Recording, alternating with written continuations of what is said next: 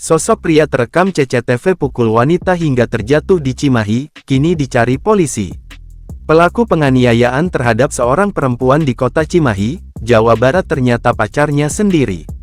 Perempuan berinisial RY, 29 tersebut tiba-tiba dipukul pacarnya berinisial RES saat berjalan berdampingan hingga terjatuh pada tanggal 20 Februari tahun 2024. Kemudian korban dibopong warga, sedangkan pelaku meninggalkan korban.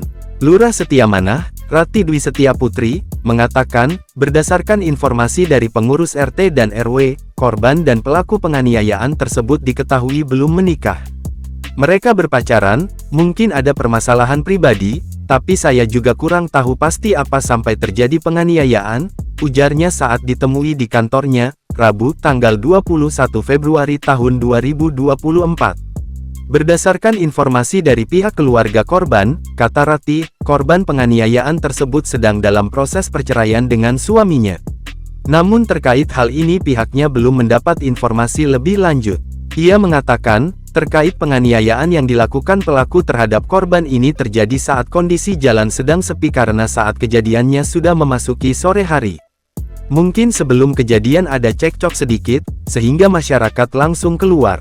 Nah, itu sebenarnya yang akhirnya korban bisa ditolong secepatnya, kata Rati. Kemudian pelaku penganiayaan tersebut, kata dia, langsung melarikan diri dan tidak sempat dikejar oleh warga karena masyarakat lebih fokus untuk menolong korban yang sudah tergeletak di jalan.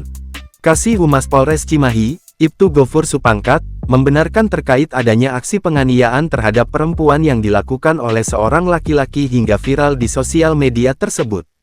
Memang betul, Polres Cimahi dalam hal ini Polsek Cimahi telah menerima laporan bahwa telah terjadi tindak pidana penganiayaan terhadap perempuan dan saat ini kasusnya sedang ditangani, kata Gofur.